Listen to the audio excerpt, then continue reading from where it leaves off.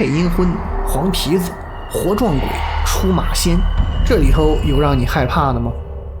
你可来了，又到了随机更新的网友投稿特辑，怪谈爱好者有福了。这期视频包含以上所有元素，没有关注的朋友一定要点点关注，在寒冷的冬季让猫猪感受到一波暖暖的支持。那闲话少叙，故事开始。你听说过配阴婚吗？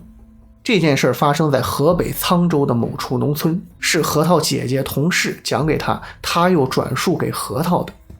这个同事老家的村里头有一家男孩去世了，因为走的时候很年轻，还没有结婚，那家父母就动了个心思，想给儿子在那边娶个媳妇儿。给死人娶亲这种事儿，民间有个说头叫配阴婚，大多情况是两个死人配对，也有某些时候会拿活人或者垂危之人给死人配对的。说白了，这就是一个封建迷信的余毒。但是有需求就有市场，时至今日还是有人在偷偷摸摸做这种勾当。就像同事老家这种，不仅干成了一门生意，还与时俱进了，可以提供全包服务，只要给了钱，从找对象到说媒下聘再到接亲合葬都给你办好。好处就是客户家连面都不用露，可以避免很多麻烦和风险。那男孩家就找了这么个人，全程没有参与，很快事儿就办好了。可之后没多久，男孩的妈开始做噩梦，梦见儿子顶着一张烂烂的死人脸跟他抱怨，说你们怎么给我找了个猪媳妇儿。开始男孩的妈还没太明白什么意思，可后来总是做这个梦，就怀疑是不是配阴婚的人给找的女人太胖了，儿子不满意呢。念叨来念叨去，为了求个安心，还是决定偷偷跑去埋孩子的地方开坟查看。虽然当时已经开始实行火葬了，但是有些小地方还是会把骨灰盒装到棺材里头入土。打去坟头土，撬开棺材一看，跟他儿子骨灰盒埋在一起的并不是女人的骨灰，而是一头死猪。原来那个给人办阴婚的他是个骗子，收了钱根本没去给找死去的女人，没找就没找吧，还弄了头猪来充数。整件事是从周围人的只言片语里拼凑出来的，后续怎么处理的就不得而知了。不过值得庆幸的是，整件事里头没有哪家可怜的女儿死后还不得安息。但愿男孩家能够幡然醒悟吧。下面这件事发生在核桃的老家天津静海区下面的某个村子。根据核桃老爸讲，30多年前村集体有一个铁厂，当年没有雇人看门的说法，就是车间里头几个男同志轮流值夜班看厂。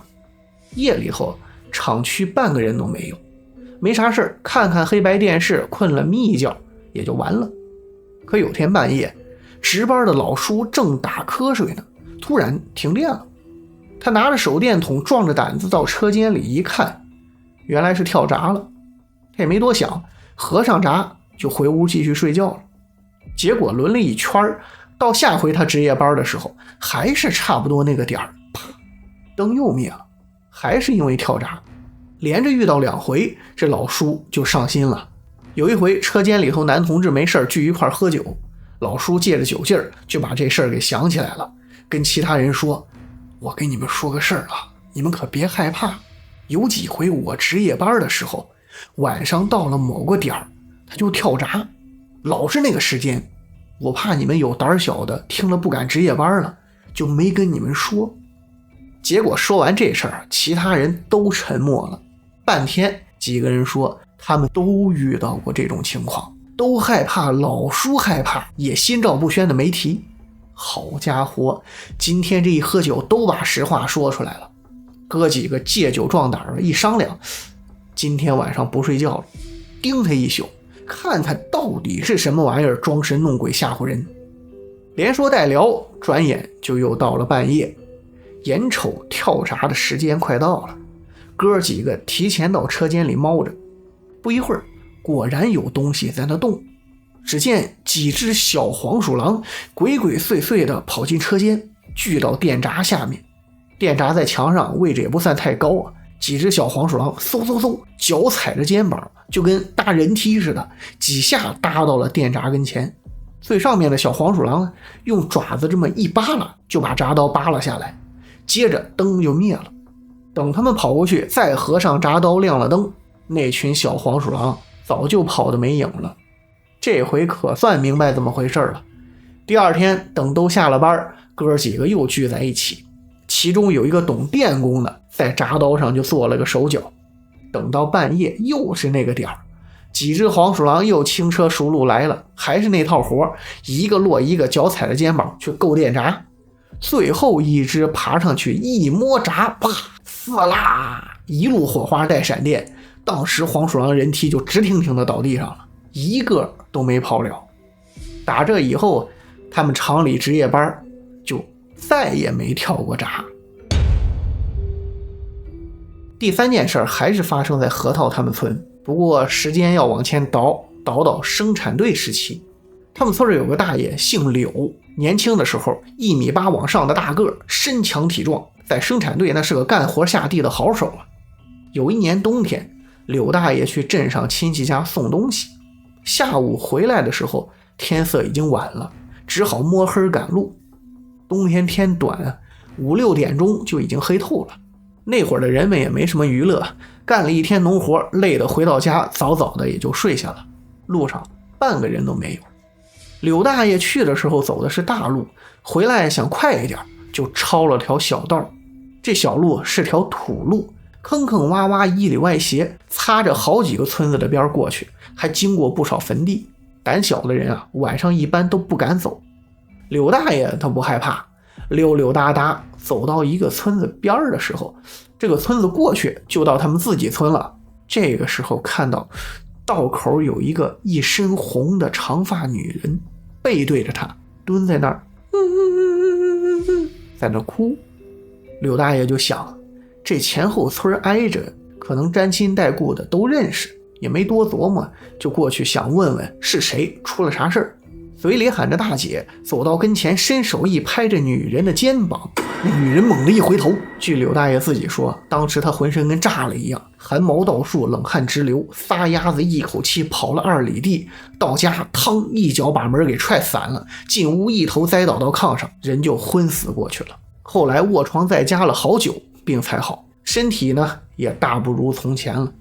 具体柳大爷那晚看到了什么，他没和村里人细说。有传言说他看到了一张没有五官大白脸，还有人说呢是一张吐着长舌头的女鬼脸，各种版本都有。他们村几乎所有的小孩小的时候都被这个故事吓唬过，也算是核桃的一个童年阴影吧。第4个故事来自于网友花粥。花粥家是东北那边的，故事主人公呢是他的太爷爷。太爷爷那个年代，一大家子是生活在一块儿的，农村里头比较看重劳动力，花家的男丁不少，全都挺能干的，可唯独太爷爷是个懒汉。其实他也不是真的懒只是地里头那些重体力活干得不如其他兄弟多，更喜欢打理院子里的菜园，顺便还有点小爱好，种点花草之类的，侍弄得还挺好。按现在的标准，太爷爷比看视频的各位可勤快多了。不过在那个吃饭都成问题的年头，这种宅男显然是不招待见的。当时日军占领了东北，到处抓壮丁去给他们修建各种设施，所以当日本兵上门说每家必须出1个人的时候，全家商量了一下，一致同意把太爷爷给交出去了。太爷爷无奈只能跟着去了。到地方就是一直卖苦力，可他本身就不太能干活，没多长时间就有些扛不住了，天天只盼着回家。当时太爷爷他们待的那个地方在一处山里头，很偏僻，后山有一个泉眼，干活间隙呢，工友们偶尔会去喝点水洗洗脸。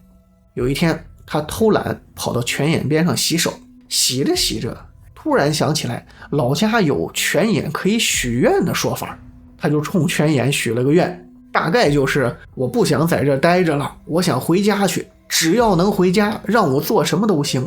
许完愿坐了一会儿，怕被日本兵发现，就继续回去干活了。当天晚上太爷爷做了一个梦，梦里他又一个人去了后山，可到地方一看，泉眼的水就好像开了锅一样，呼呼的冒白气，咕嘟咕嘟翻水花。接着慢慢从水里面冒出来一个白胡子白头发的老头。老头问他：你想回家吗？太爷爷说：想回去啊。老头说：你想回去的话，听我的，明天你会生病，然后会有人来问你一些问题，你到时候就如此怎般如此，按照我教你的去说，他们就会放你回家了。这第二天，太爷爷还真的就病了，病得起不来床那种。带他们的那个日本兵发现不对劲儿，赶紧去汇报。没多久，来了个看起来像是管事儿的兵，还带了个军医和一个翻译。军医给太爷爷看了看，问他一句，翻译就翻译一句。太爷爷记得昨天晚上那个梦就按照梦里老头教的一句一句回答了。最后那个军医不知道怎么的就得出个结论，大概就是说太爷爷快不行了，要死，而且可能有传染性。这日本兵一听不得了就赶紧安排人把太爷爷给送出去了。他呢就这么稀里糊涂的回了家。回到家以后太爷爷的病却一直也没好，基本就是半躺在炕上养着。大约吃了1个多月的闲饭，有天晚上他又梦到了那个老头。老头问他：你病好了吗？他说：没有还是起不来老头想了想说：你总这样也不行，来，我帮你个忙。说着拿出一根很长的针，冲着太爷爷肚脐附近砰就扎了下去。太爷爷一个机灵吓醒了，就感觉肚脐那里还真有点疼，叫起太奶奶帮忙看看，只说他指的位置有点发红，好像还真有个针眼儿。那之后没多久，太爷爷就出马了，顶的先就是梦里那个老头，据说姓胡，全名叫什么不让讲。那阵子太爷爷还挺有名的，甚至有几十公里外的人都慕名而来求他帮忙。可能是继承了白胡子老头的手艺，太爷爷给人治病破事儿也经常用到针，动不动就往人中指上扎。虽然这路子听上去挺野的，但是很管用。据花州的老爸说，当年爷爷的同事的媳妇儿犯病了，看医生治不好，死马当活马医，就找到太爷爷，几针下去居然治好了。直到前几年呢，那个老奶奶还健在呢。不过太爷爷出马指他那一代人，后来那些神神叨叨的本事，花州的爷爷和老爸都没学，只给对这方面有兴趣的侄子侄女当故事讲了这么一些，勉强呢也算是留下了一点念想吧。好了，这就是本期的网友投稿。如果你也有奇闻异事，欢迎私信投稿给猫猪，也许下一期就是你的故事。